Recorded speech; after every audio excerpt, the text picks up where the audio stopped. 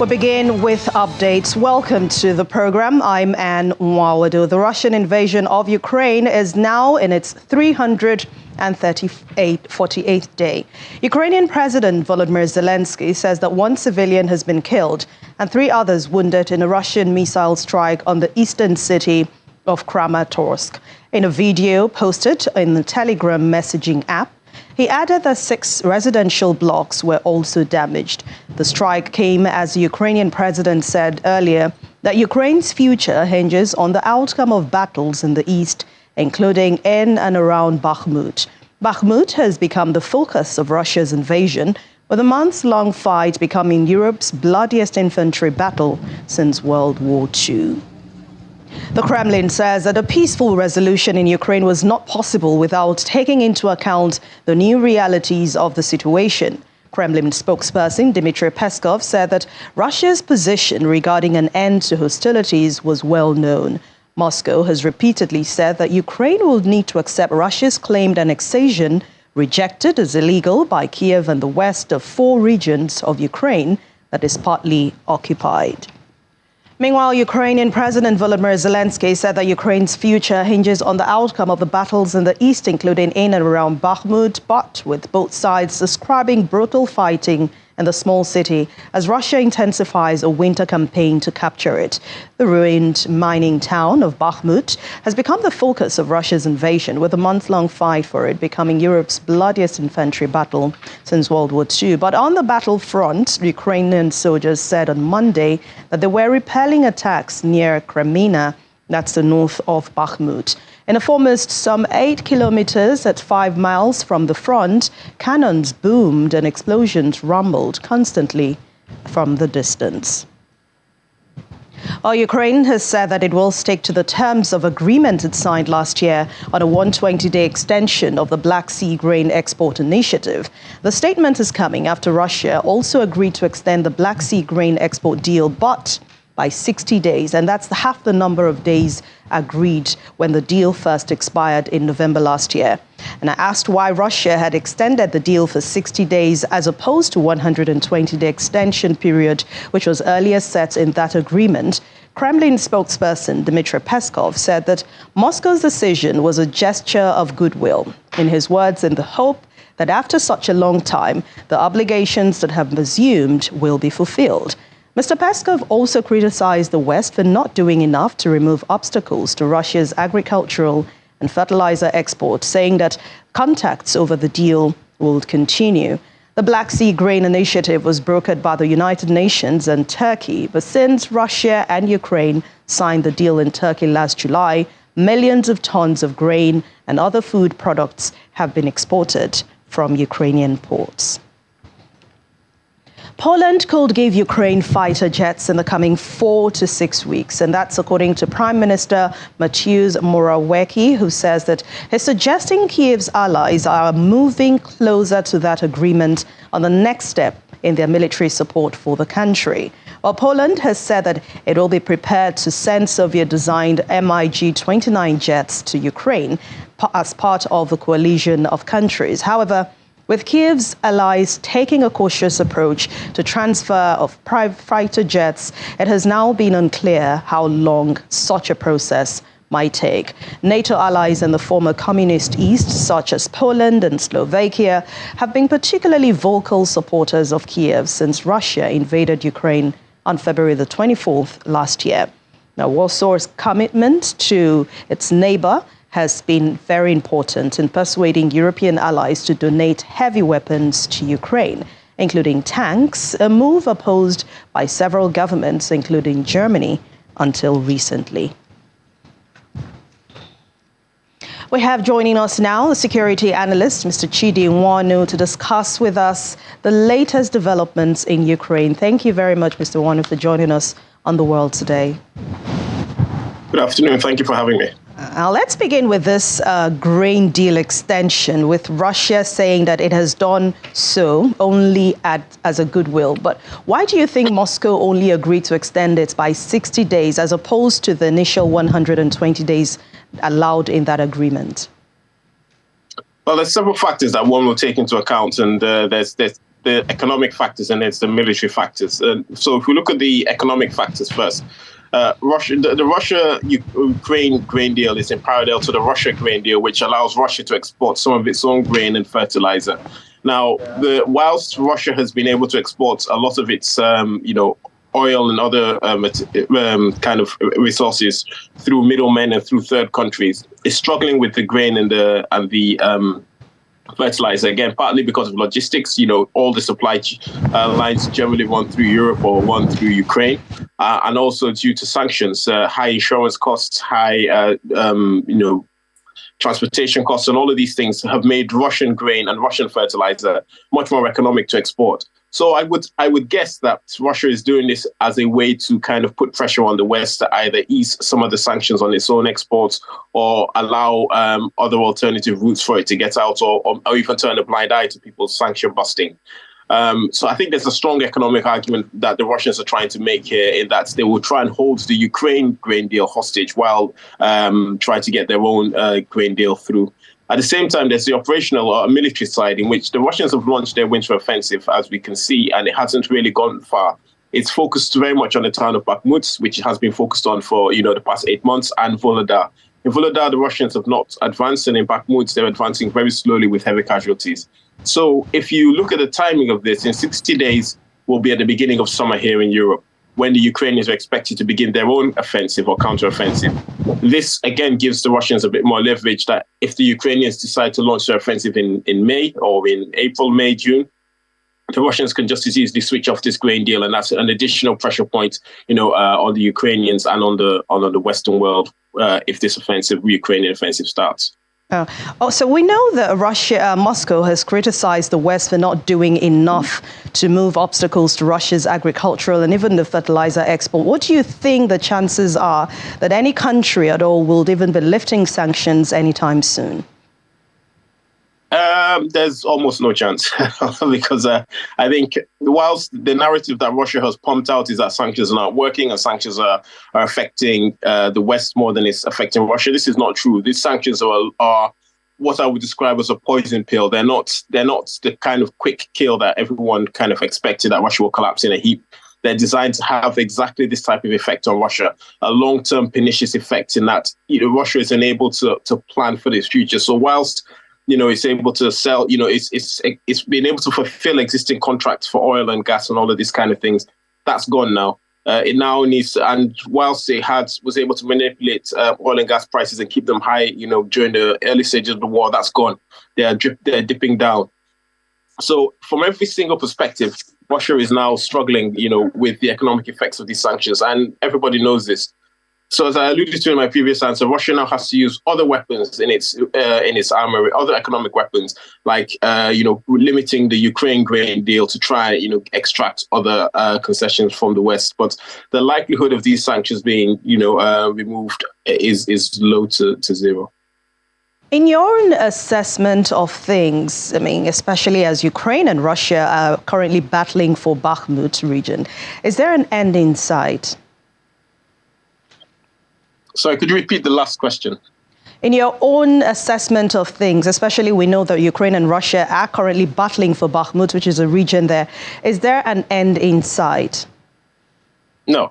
This unfortunately is, I don't know if it's the middle of the war or it's the end of the beginning of the war, but this war is going to go on for a little bit longer. At least this year and next. What we're maybe you'll be looking for is how the intensity increases and decreases, and the scale and the scope. Whether it will go back to how it was maybe before February 22, where it was just fixed lines with each side lobbing shells at each other, or this kind of high intensity warfare that we're seeing. But this year and next year are where both sides will be seeking to get a decision, seeking to establish military dominance over each other. The Ukrainians have been amassing a significant number of forces in preparation for their summer offensive, as I mentioned previously. The Western weapons that they've been talking about and hyping the past year or so have all come into country. They're being trained on them, and the more you see the video footage of it, the more you should understand that this is what they want you to see. They want you to believe that they're stronger, they're invincible in preparation for this offensive. It's part of the shaping operations for this offensive. So even if Bakhmut falls, which everyone expects it to fall, but it still seems to be holding. It doesn't change anything. The Ukrainians will simply retreat to their next defensive line. The Russians will have to, again, reset themselves and launch another offensive to take that line. All the while, Ukraine is preparing their own offensive. So this war still has a long time to run. As we know, Chinese President Xi Jinping may travel to Russia to meet President Vladimir Putin as soon as next week, according to reports. But there's been worry and even whispers from Western countries over China possibly supplying Russia with arms. How likely is this to happen, and what could be the implication of this if it happens?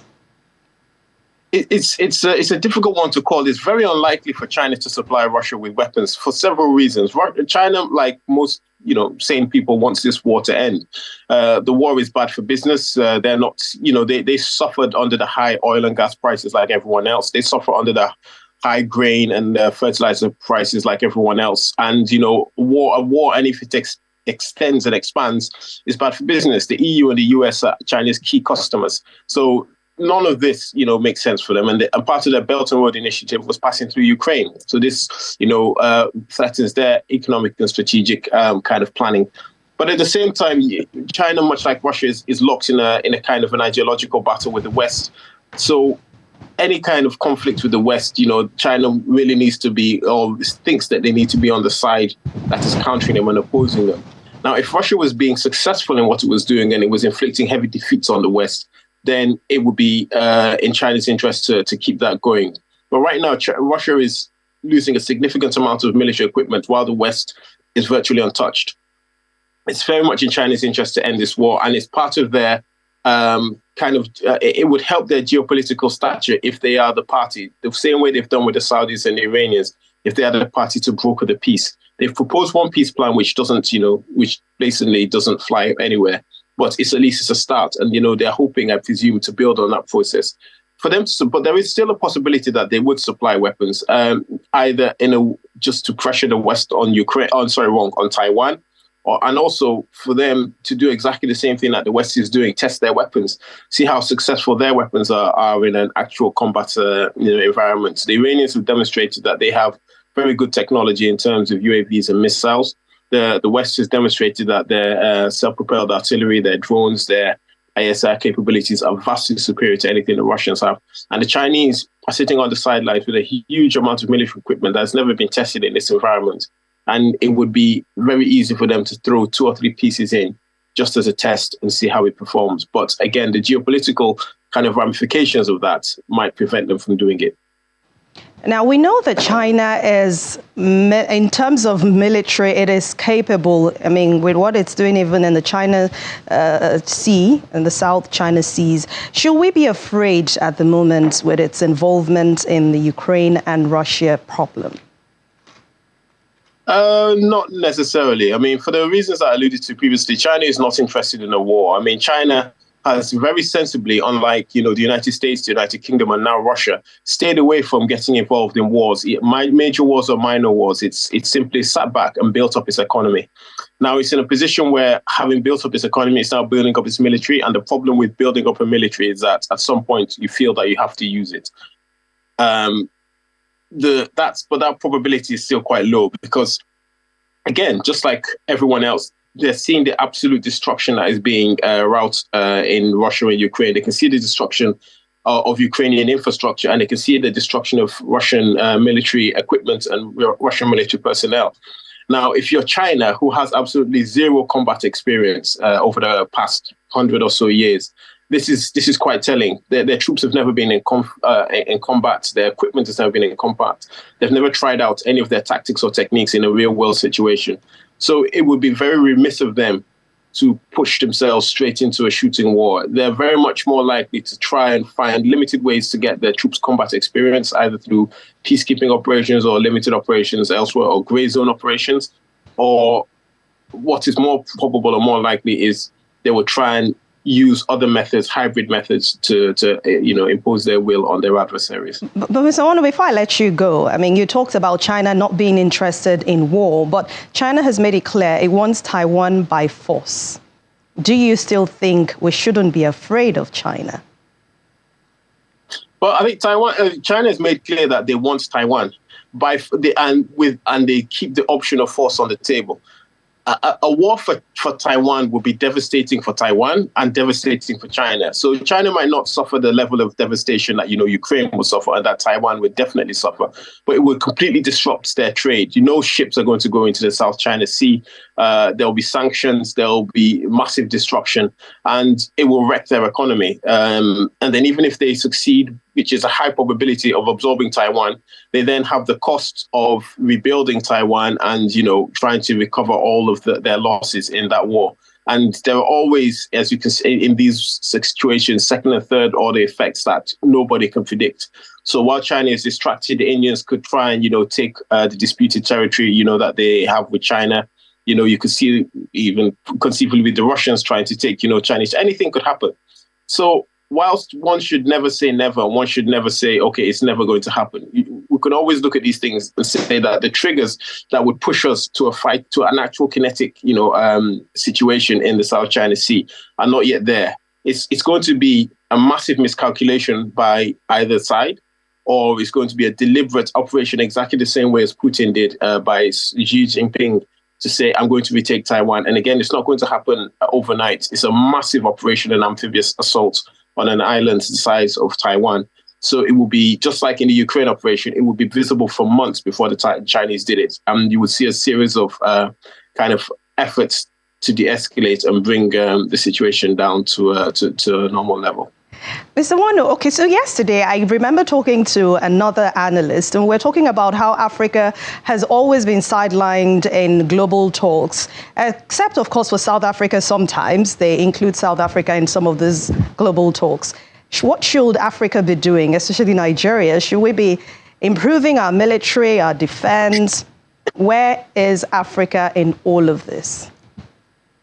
Well, this question, you want to shake tables because the problem with Nigeria. Nigeria, because you're asking a very, very good question, because Nigeria should be, leading a lot of these efforts. And, South Africa has a unique kind of history in this because it's a strong ally of Russia, leading back to the Soviet Union's support of, the ANC during the apartheid struggle. Nigeria traditionally plays a very strong role of balancing the West and the East in Africa, because Nigeria is a broadly free market pro-Western country, but we have very strong relationships with the old Soviet Union, Russia, Ukraine, and all those countries. So Nigeria ideally should be playing that role and leading an African initiative, because so many of these things affect us, from the knock-on effect of sanctions. We get a lot of our weapons from Ukraine and Russia. So the sanctions on those two countries, on Russia, and the war in Ukraine prevents us from buying weapons from them. The grain and fertilizer affects our markets. The high oil prices, which should be a good thing for Nigeria, but because Nigeria is Nigeria, we actually lose money with high oil prices. But because Nigeria currently, let me be very delicate in how I say this, because Nigeria currently, we have a certain lack of awareness of the rest of the world. We are unable to impose our will. So, we can see even in West Africa, with the issues in Mali, Burkina Faso, the people who are influencing this are, either the French and now the Russians with Wagner, and, the US and, others are hanging around. Nigeria doesn't really have much of a voice there. So until we in Nigeria, kind of sort out our internal political dysfunction and, sort ourselves out, we will not be able to drive Africa forward. And until a country like Nigeria is able to drive Africa forward the same way we did in the 70s or the 80s and even in the 90s with ECOMOG and ECOWAS, Africa will always be on the sidelines. All right, that's a good place to end this discussion. Thank you very much, security analyst Chidi Nwanu. Thank you for your time on The World Today. Thank you for having me.